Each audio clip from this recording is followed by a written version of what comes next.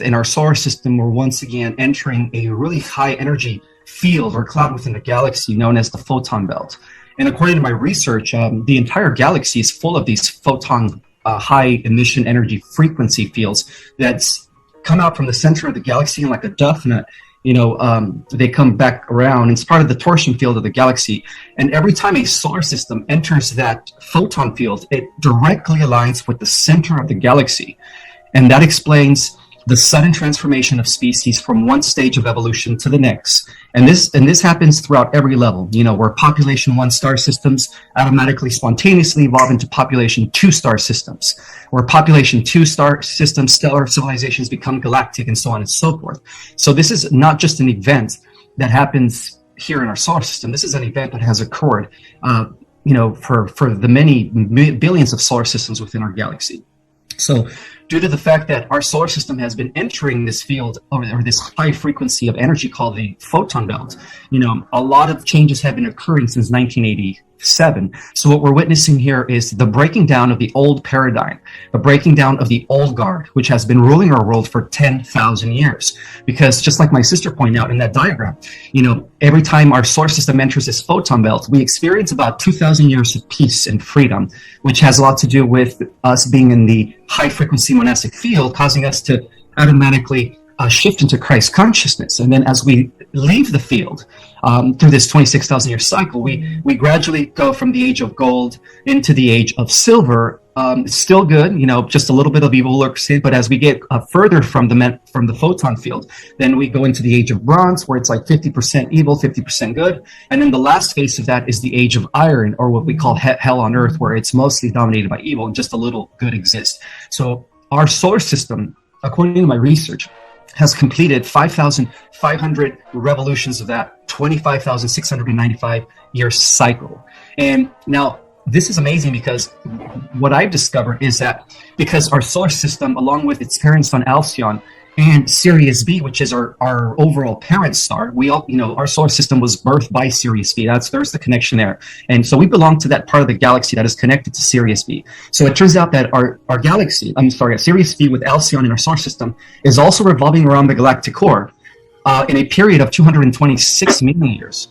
So we are now completing that greater cycle, which means that it's not just the Earth that's ascending, or the different billions of solar systems. We're talking about the ascension of an entire galaxy that is going to once again be restored and reconnected to the eternal life systems of the Mother Universe. So that's what's happening right now. It's bigger than just planet Earth. It's just like a lot of. It's like it's written in the prophecies. We're going to have a totally new heaven and a totally new Earth when this shift takes place. So it's almost like a reboot, where all the negative, ETs, all the fallen Elohim are going to be immediately eliminated when this shift takes place. Not only here on the Earth, but on the entire galaxy. Wow. That's some powerful stuff there. So this is the time period we are living in right now, that this is all going to shift, and we happen to be alive on Earth doing this. But do you believe that we have been in these past lives of star seeds and working with the galaxy? Is that part of our history here? Absolutely. Many of us have had lots of lifetimes in these other solar systems. As to why I wrote my book, describing the galactic history, because sometimes when a starseed gets a glimpse of what the galactic history is, they receive memories. They get their memories back as to who they were in these galactic wars, against the Draco. So yes, we've all been instrumental. See, we've done this before. This is not the first time we've volunteered to come to a planet in a very low dimension in order to help the planet. We've done this many times, and some of us have actually done this in other universes. And that's why the strongest of souls chose to volunteer in the greatest experiment that the galaxy has ever conducted, which is Mother Earth. So yeah, we've done this before. And it's funny because we always reincarnate together. We act as a team, every single one of us, and that's why we gravitate towards each other. We feel a sense of connection when we all meet each other, or when we see each other. We feel like, wow, I know that person, because of the fact that we've done this before, and we do work as a group, and that explains the 144,000. Yes, excellent. And so we've met before. We've been together as a team here. That's awesome. Every single one of us, Gila, you guys, Kabbalah Guru, Mel, the list goes on, Terabyte, Janine, we're all part of the same team, and that's why we gravitate towards each other. Yeah, we're seeing like this all of a sudden in the last couple months, at least with our show, we're seeing this gravitation of all this new family coming in and all these new connections. And it's almost like it's momentum that can't be stopped. It's just coming together. And so we're having a lot of fun with that and enjoying meeting all of our new old brothers and sisters that we used to know. And they do feel like family. As soon as you meet them, you start talking, you're like, wow, this is fantastic. And you feel just at home with a lot of these people. So, well, Greg, it's time. Yeah. It's time. And, I think for everyone out there that hasn't seen it, just a good reference, it's up on our Rumble page, is The Bringers of the Dawn. It's the Pleiadian message, the 26-minute excerpt, the calling to the family of light, is a good higher representation of the team that's here, why we came here. We were chosen and we chose. Both. We chose to come here and we were chosen because we could handle this and we could evolve and ascend the species with the species, and we had to receive the light. Someone has to be here to be a receiver of this light that we're receiving that's causing us to ascend so quickly. And last, I just want to point out in timing, because people are all concerned with times and then we want to be exact with them. And within the relative potential of the universe, there is no certainty. However, when it reaches the point, there is a certainty in that it's going to happen, and we're in that time frame. If you look back to 1987, which is called back in the harmonic resonance time, you then move towards 2012, and there's a sequence, and then there's a real one in 2027. So if you look at the Gene Keys, for people who have not read the book by Richard Rudd, The Gene Keys, it will talk about this time period and how 1987 was going to move into this wave, which he referenced earlier, Ismael did, and then into 2012, which of course everybody was focused on and exhilarated in for, with that part of the awakening. And we are arriving at this, what's called almost like the grand symphony, which is a relative timing, but it points to 2027. So I feel like many of the beings that are part of the team and doing the work that we're doing right now, besides just being it now and not projecting these time frames, we can look forward to that and say, hey, there's got to be a process. It can't happen all at once or people would blow up. There'd be too much chaos. There has to be a relative timing to it. And we are entering that phase now. And, lastly, just be here now and enjoy the ride now just as much as you're wanting to get all these mental, projections and images of what you want to happen. Yeah, I think it's good to hold, the future of a real positive place, but it's also, you got an ego that's in there trying to push things to happen. It loves to push and pull and make, waves. And so what that does is it kind of screws around with the timeline a little bit, I think. So we'll see. Gila, you interviewed Ismael at one point, and you guys had a really fun interview and all that kind of stuff. Was there any question that you really had that you wanted to ask him that you forgot to ask or didn't have a chance to? Well, I'm interviewing him again on Thursday. Oh, okay. So I have about 50 questions I have to narrow down. But yeah, there's a lot. I feel like I was thinking about this yesterday. Like, the more questions I have, the more I have. But then also what Ismael does is he settles me in such a way that because he has such a confidence about him, you have such a confidence about you, that I could hold my questions in like a state of grace and know that they will be answered in the right time. So while I love asking you questions, you also give humanity that gift of your confidence. Thank you. Yeah, absolutely. So let me bring your book on over here. And so this book right here, Our Cosmic Origin, what did you write this for? Who's this for? What's message are you trying to send out here? Well, the whole time I was writing the book, I felt like I was guided by something greater than myself, So from the beginning, I knew that this book was going to be different than every other book. And that's why I ended it the way I did. This book was written by an emissary of light representing the higher intelligences, Ismael Perez. It's not your typical book. It is a book of massive initiation for anyone, whether you are an old soul, starseed, or a newbie, normie. This book will trigger you, will allow you to really understand things from a higher perspective. So the whole time I was writing the book, I felt like my higher self was coming through me. My galactic team was, downloading transmissions, because some of the information in this book, even as I reread it, it blows me away. It blows my third dimensional mind away. So I am as much a student as I am a teacher. I'm always with an empty cup, ready to learn more, because nobody really knows everything. But, knowledge, it is also infinite. And so the whole time I was writing the book, I was being led by something similar to that movie, Field of Dreams, where the guy kept hearing voices. If you build the stadium, they will come. And so I felt the same way. If you write the book, it'll attract the right people. And so I just went with my intuition. It took me many, many years. And I actually finished writing it 5 years ago. That's when the manuscript, Our Cosmic Origin, was complete. But they kept telling me that the collective wasn't ready for such information. So that book just sat there for 5 years. And then 5 years later, they said, Ishmael, the time is right. The collective of humanity has reached a level of consciousness where they are ready to understand the bigger picture of the cosmos and Earth's relationship to the cosmos. And then that's when a buddy of mine reached out, and we went ahead and we put it into print. Not print, first we got it edited, and then we put it in print. Oh, I did get it edited, by the way, but it was the formatter at the end when it was getting ready to go into print with Amazon that kind of messed things up for the book. But at that point, it was already in print. So I will be doing a second edition and adding a second chapter that's going to segue into the third book, Our Cosmic Origin Volume 2, which is going to be even more mind expansive and deeper. Wow, excellent. And what a synchronicity. You said Field of Dreams, and I made a video for later on after the second half of the show. That I mentioned the Field of Dreams and all about that. So that's really, really cool. I love when we see synchronicities like that. What's the chances? And so this sounds excellent for basically almost anybody who's on that awakening path, who's just questioning things. And you're right with writing a book. I wrote two, and Gila also talked about this. It feels like it's just being downloaded into you when you start writing, and you get in that mode, in that zone. It just starts coming out on paper, and then you go back and reread it, and you're like, oh my god, I wrote that, or I don't remember even saying that. So really cool stuff.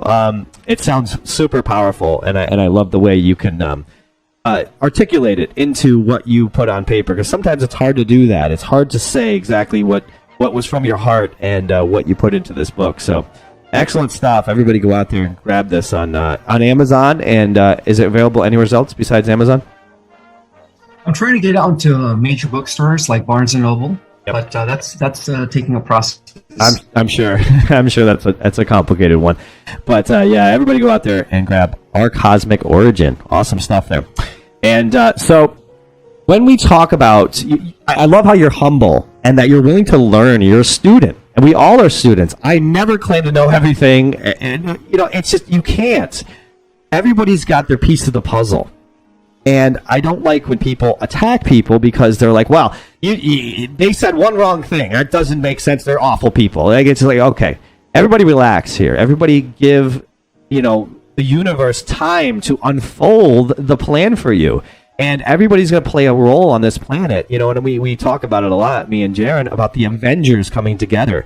Everybody's got their unique strengths. When you look at the Avengers, everybody had a flaw too. You're not perfect people. We're 3D people here, trying to do something 5D. It's like, it's nuts. And so I love the humbleness. Do you think that, like, the perspective of the planet, right, that two people can be right at the same time, that 5 people can have 5 different answers and they can be right? Is this kind of a dimensional thing right now?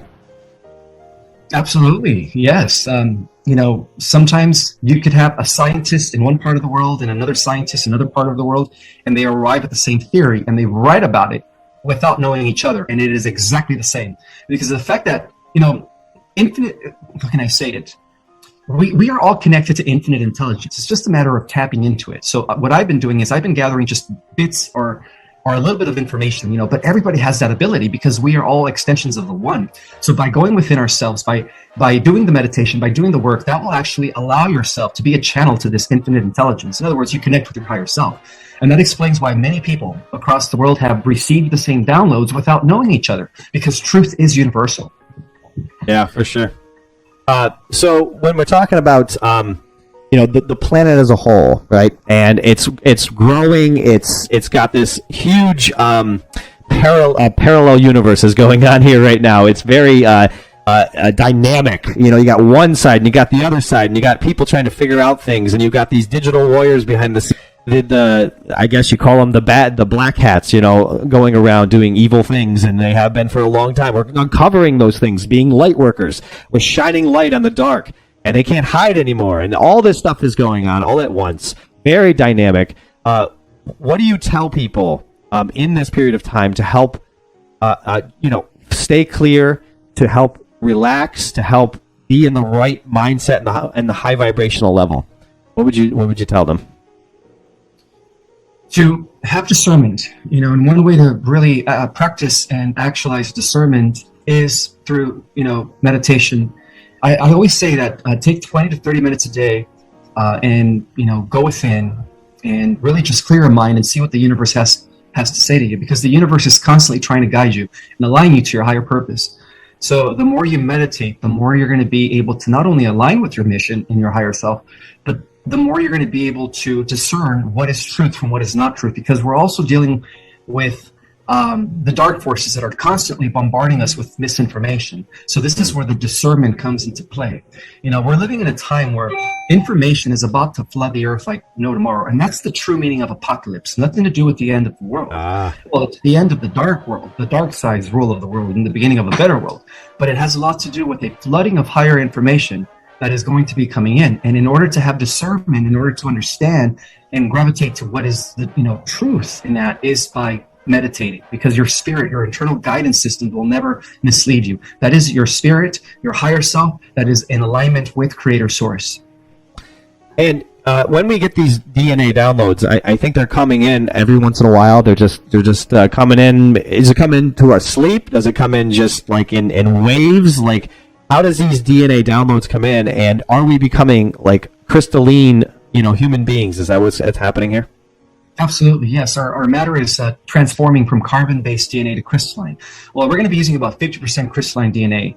We use that all the way up until the fifth dimension. And once we get to the sixth dimension, then we use mostly crystalline DNA. But the downloads are coming in 24/7, whether you are in your sleep or whether you are in your wake state. The downloads, the photonic energy that has a lot of light codes are constantly being absorbed with your DNA at the cellular level. So it's just a matter of being anchors. It's just a matter of tapping into those frequencies, because those that are going within, those that are doing the work, are actually getting the downloads. Those that are not doing the work, it's almost like you're a receptor of these downloads, but you're not receiving it. Your antenna is turned off. So in order to turn on your antenna, in order for you to receive these new downloads, you have to be you have to practice meditation. You have to do the inner work as well, and that's crucial. In this age of transformation. Is that also like decalcifying your pineal gland as well? Is that your antenna as well to help download things in? Yes. The more you meditate, the more you actually activate your pineal and your pituitary gland, which allows the other 96% of your brain to start functioning. And what kind of meditations are you suggesting here that people could do? Is it just shutting your eyes and being in silence, or is there a walk-through meditation you like? Anything like that? Well, I practice Kriya Kundalini Yoga. There's hundreds of forms of meditation. There's transcendental meditation. There is, breathing meditation where you just focus on your breath, which is what most people do. There's mindfulness meditation, which is just quieting your mind and learning how to just focus. So any meditation is good. It's all about actually controlling your mind, because once we go into this fifth dimensional reality, we're going to be manifesting at the speed of light. So if we don't learn how to control our thought processes now, we're going to be manifesting things that we don't really like in the fifth dimension. Yeah. So in a way, this is a training ground. This is a training ground for us to master our thoughts and therefore master the energy. Because by mastering your thoughts, you're in control of the energy. Yeah, imagine a planet where all of a sudden you can manifest anything you think about, and you can't control your thoughts going to negative stuff. And I mean, you think about, we're addicted to this negative thinking all the time, right? And so think about manifesting all the time, and you're trying to control your thoughts. And so this is all a process. People have to there's a purpose why it's taking so long and why we need to go through this process, because we are in a state where if we all of a sudden had these magical powers out of nowhere, we would be like Superman who couldn't fly straight, and he'd be banging into a building here, banging into a building there. You got to be able to control the car. So this is part of the learning and training process of all of this. So that's excellent information there.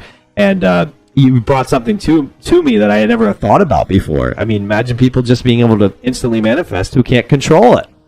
So, pretty interesting stuff there. When we talk about the galaxy, right, and everything around us going on, other planets, are there things going on other planets? Are there Anunnaki, all those type of things? Is there stuff going on other planets? Oh yeah, our entire universe is teeming with life, and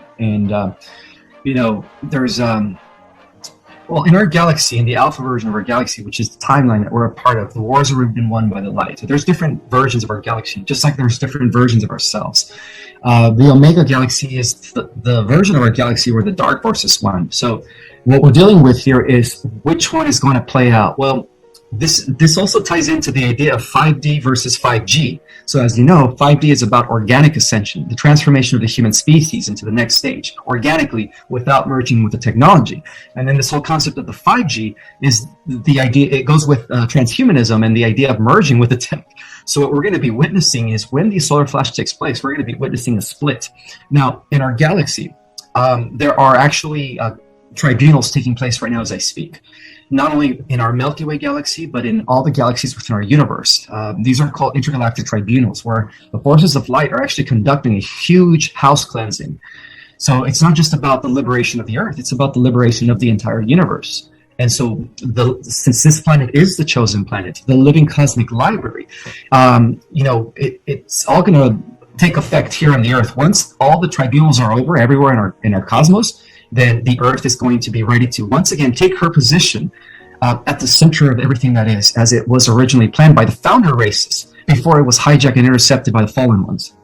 So what we're witnessing here is the actual restoration of an entire cosmos, not just the Earth.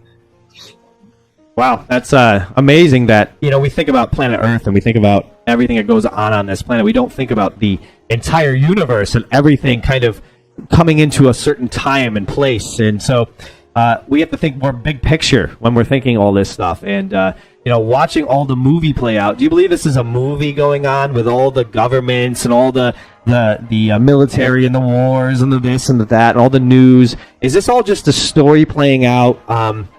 Is it reality, or is it a story, or is it a little combination of both here?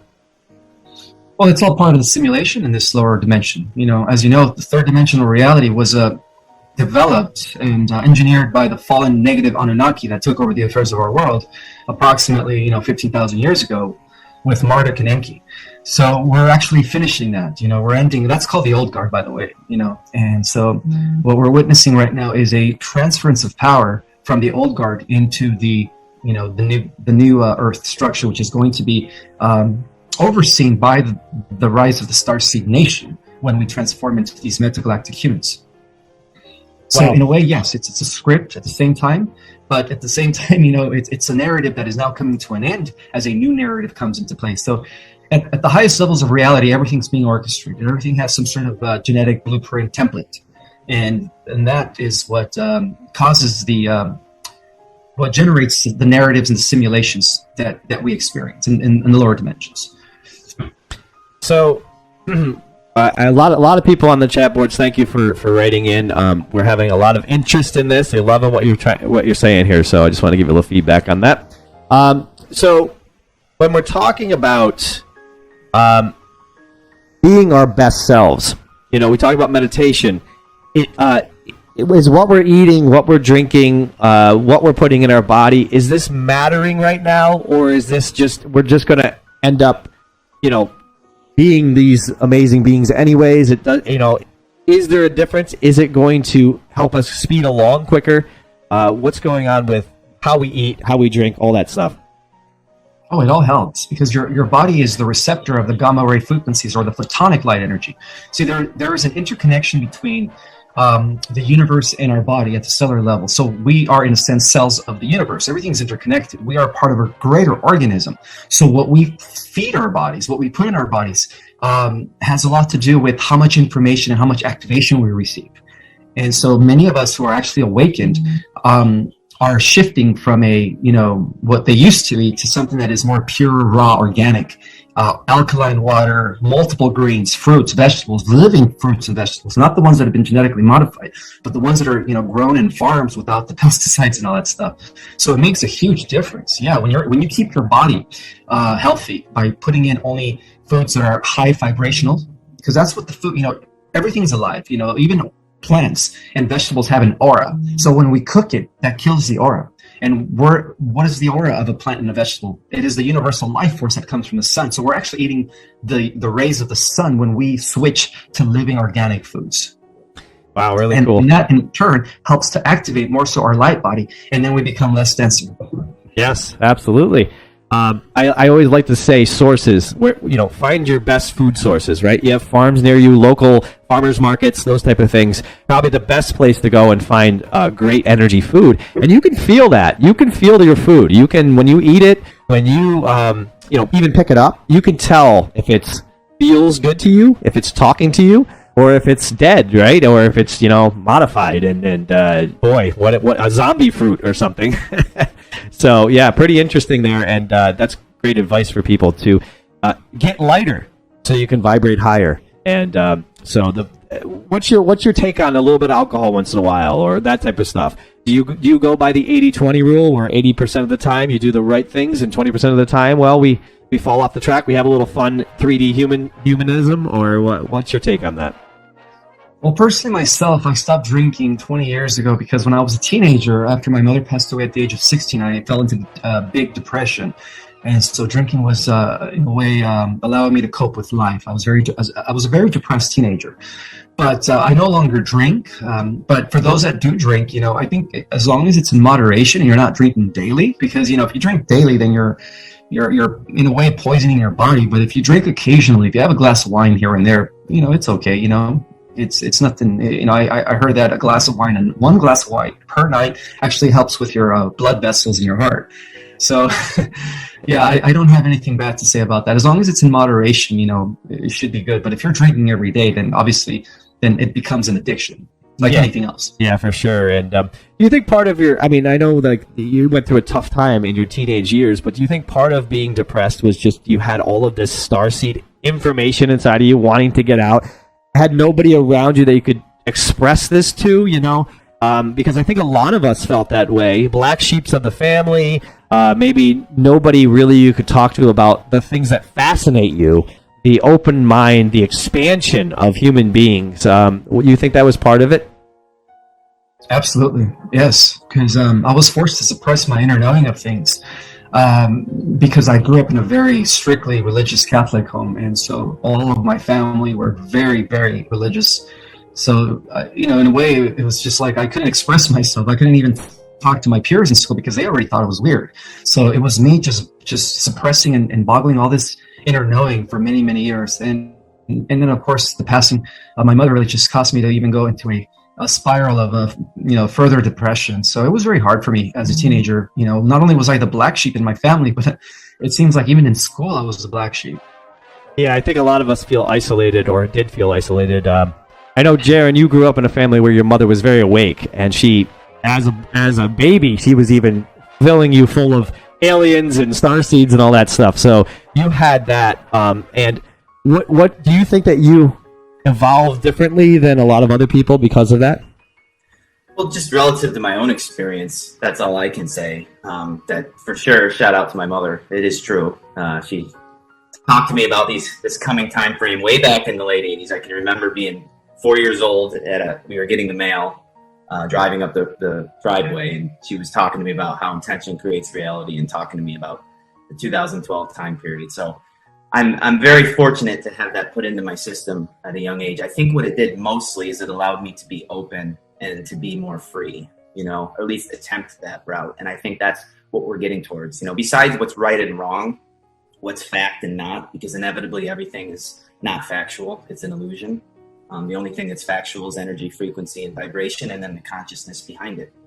Everything else is just ever changing. So you have to have an open mind, open spirit. And I just want to touch on the discernment factor. If, have an open mind, but if your natural energy is to just take everything in that even doesn't feel right. If you don't say no, you're going to put it into your machine. So if it's not correct for you, don't just give into it. Delete it from your moment. Don't add it to the memory. So we have to be very discerning what information we're actually taking in and what we're just observing. And lastly, I just want to mention, I saw some of the guests the people commenting, asking about the galactic human design. I heard them say, because they're very into the gene keys, so they have heard about this cosmic human design. It's called cosmic human design. I just want to inform new people here today that we're going to be talking about that in the second half of the show. So if you're interested in that, we are going to be touching on what that is as we go forward. And meditation, everybody. Meditation is so important because we have to get out of the mind and out of the emotions and out of the body and out of the external circumstances that we think are us. We are not that. It's just a suit. It's just an experience. So the point of meditation is so that you are in observance of your mind. You're in observance of your body. You're in observance of your reality. And then from that place, you activate the God self within you that can create, can energize, can magnetize, and can program yourself to the reality you want to have. But if you're doing it from the point of the mind, the body, even the soul gets in a lot of karmic energy into that. You want to get into your divinity. And that divinity is in that clear neutral space, that neutral, ever-present moment. And from that point, once you get to that being, the real you, not the identity of Jaren, no, the real me behind the suit, now I create reality. And that's what we're getting towards being able to handle, because we are going to be doing this instantaneously. And some of us have experiences many times where we have. But it's going to take time till you get out of this identity of the mind. Because when the mind thinks, it's only thinking from the past. So you're already limited. You want to have fresh, inspired, channeled thought that just pops into you, fresh. That's what you can count on. So a little more meditation would be helpful for all of us. For sure. And one of the things that I learned too is that you can meditate in all things. So if you're sweeping the floor, you can meditate in that practice. It's not like you have to sit with your eyes closed. For some people, it's okay if you are just mindful, right? And just relaxing in the motion of whatever you're doing, like the motion of the ocean, right? It's just, if you're sweeping the floor and you feel like that's your meditation, if you put on some music, that's your meditation. As long as you're raising those vibrations from inside, you're doing really good work. Now, it's an inner standing, right? I love that word, inner standing. I learned that from Charlie Freak. Inner stand yourself. Don't understand, inner stand. So everything from the gut up to the heart, and then learn, right? Learn where that's coming from, because you have the power inside of you, and it's amazing. That's one of the things. Take a breath between answers, or take a breath between thoughts, and just let it absorb. And you see Gila do it a lot. She closes her eyes, she takes a breath, and she gets the answer. She feels what it is. And that's a great practice to have right there. We are taught as a society to quick, stress, do this, do that now, right? And so that is where we are being taught, very high acidic place to be. And so we need to be down into the more alkaline area, and to take our time and to relax a little bit. Don't do what they want you to do. Do what you should do for yourself.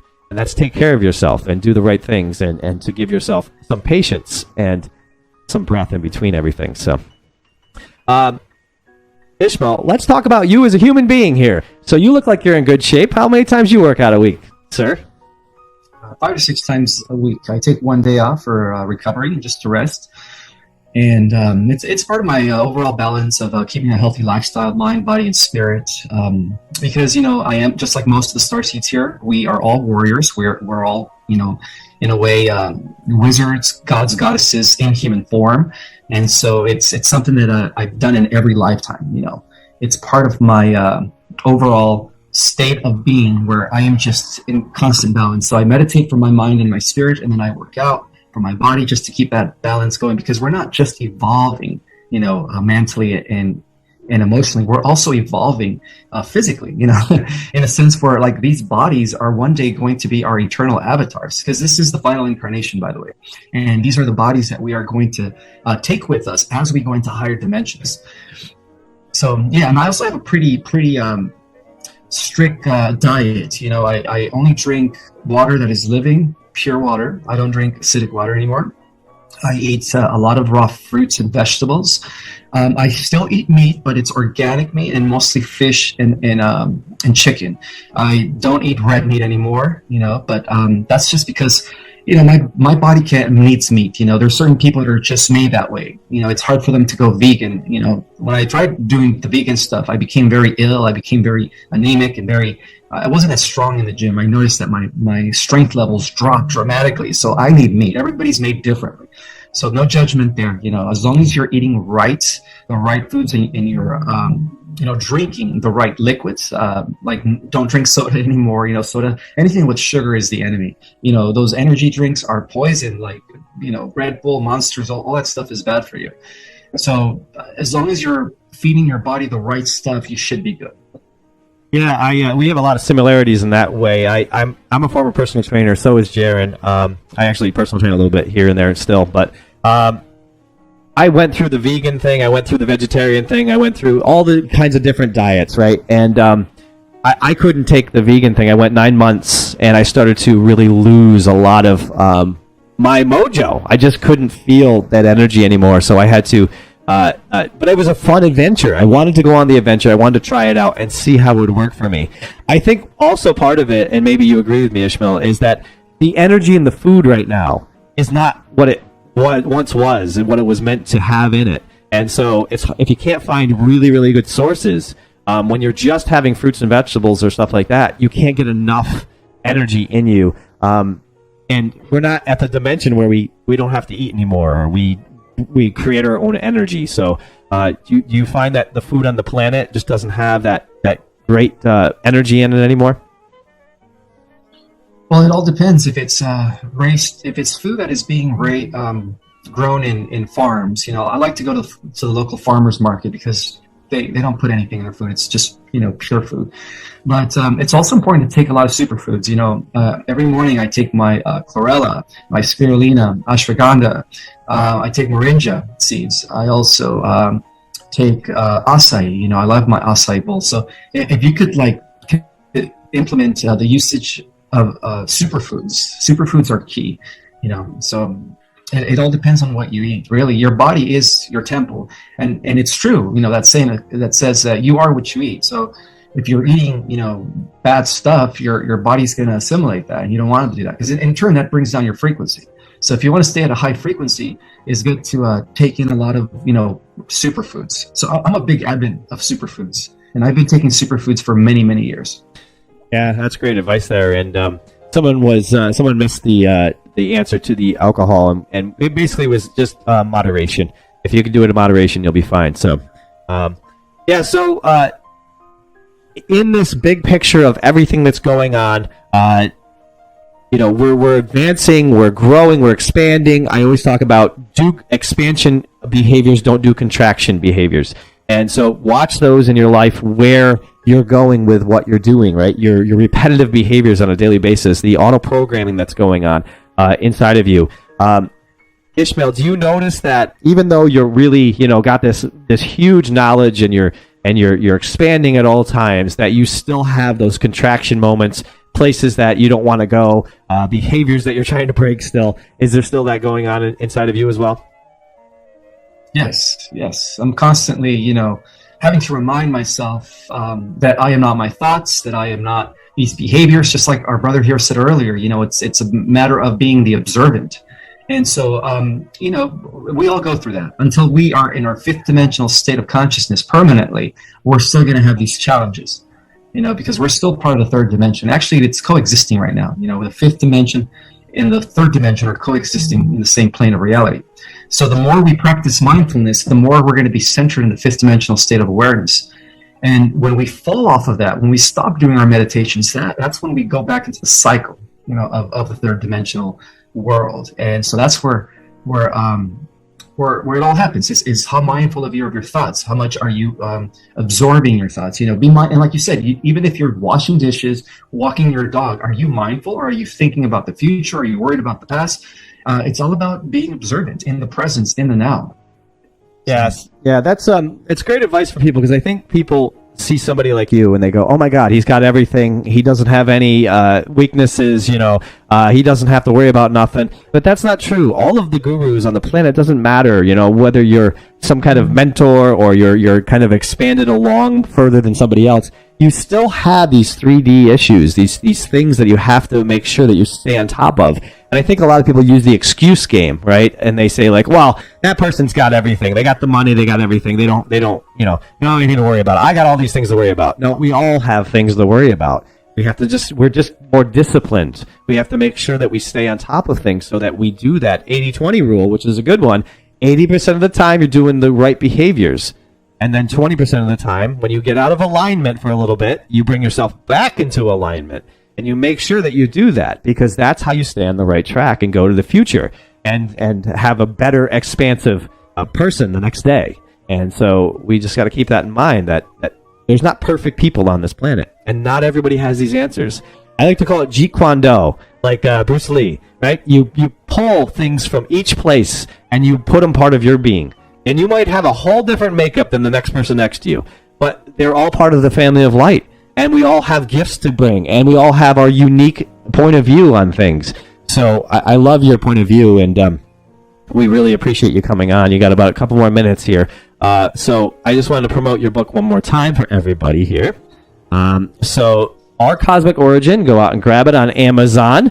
And it's an excellent read for everybody. And like he said, beginners or advanced, it doesn't matter. And you're looking to do a part 2. Do we know when that's coming out? Maybe next year or something? Well, it all depends on the collective again, so I'm actually in the process of writing the new chapter, but it took me 10 years to write this book. So if I could just focus on writing the next book where I could put all my attention 8 hours a day, it'll probably be done in a year or two. But if I continue to do other things and try to balance my life out, it's probably going to take more than a couple of years, because it's not easy writing a 200 to 300 page manuscript, and also, I have to be in that zone to receive the transmission. So the more I'm in that zone, the faster the other book will be available. So it all depends on all of that. Right now, my life, I'm being pulled in every direction. I'm a father. I have 2 kids that I'm raising, or that I've raised. And one of them's still here. One of them's out in college. I have a terminally ill wife that I'm taking care of, so I'm her supporter. And then I have a daytime job. So if I didn't have all that, I'd probably be done in less than a year. 300 absolutely. pages like that. So to me, it's just about the balance again. So I'm hoping that it'd be done in 2 years. I'm waiting to I'm this close in quitting my daytime job the way things are going, so that way I can put all my focus and my mission and start writing the next book. Well, we'll all pray for your wife and for you to find that path that where it brings you freedom, so that you can bring more time to this awesome earth. And on Wednesday nights, we actually do a collective co-manifestation or co-meditation, where we get as many people together over Zoom, and we all do this meditation together.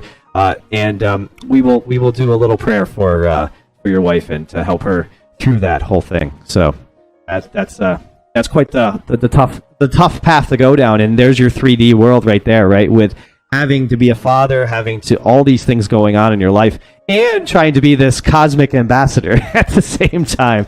So we really appreciate all that you're doing for us and taking the time to do that, and taking the time to do this interview and getting up early out there in the West Coast. You're very much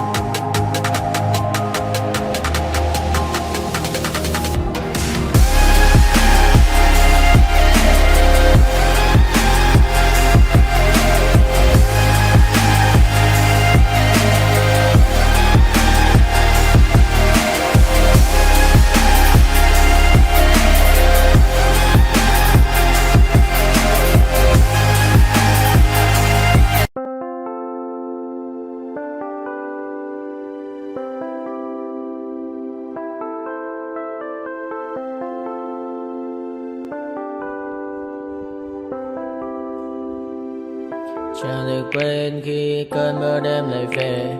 Em đã quên lời thề và ta như đông chìm sâu. Không còn mới em anh nhận màu. Em chỉ cần mơ đâu em chỉ còn là những cơn mưa vô giá. Cho bên mơ em không mơ anh. Anh một đêm mơ chỉ cho bên em không được cơn nhớ. Và chỉ có em không muốn nhớ. Và người ta bên nhau như ngã thơ. Muốn nhớ về say em chỉ có mấy em ở đây. Và anh như muốn chết đi nhưng không muốn em mơ mày. Tình yêu làm cho ta đau đầu. Không em như nằm ngâm màu. Anh như đeo mong cầu. Và mưa bên em u sầu. Chắc có mãi mãi mà mơ. Chỉ có bên em nhưng đừng có mơ. Mà đã ra em muốn bên ai. Anh không mong gì hơn. Chỉ mong em sẽ ở đây ôm anh thật gần. Anh chỉ mong đôi ta được có nhau. Mà đừng em đâu anh có em. Một đêm bên anh có em. Ta sẽ trao nhau môi hôn thật sâu. Ôm anh. I know you told your friend you're not okay. And tell me what's wrong and why you never said you felt that way. And guess you're trying to stay strong and fake a smile until I look away. But I've known you too long, it hurts to watch your blue eyes fade to gray as you fade away. As you fade away. Yeah, I'm about to fade away. Cause every time I wake up I feel like it's Monday. Something's going wrong with all the chemicals up in my brain. All of a sudden I don't look at anything the same way. Got a build up of my thoughts sitting in an ashtray. I'm sorry that I'm so inconvenient, okay. Just let me be me and I'll stay out of your way. I can see the way you look at me, I'm such a disgrace. I never really asked to be brought into this place. You wanna love me? Well then baby have a taste. All the highs and the lows, no you'll never be the same. I don't really wanna hurt you but I can't control the pain. If you're sticking by my side maybe we could be okay. Okay, maybe you could be the change I need today. I promise that I've never felt this way. I really hope that you will choose to stay through all the pain. I know you told your friend you're not okay. And tell me what's wrong and why you never said you felt that way. And guess you're trying to stay strong and fake a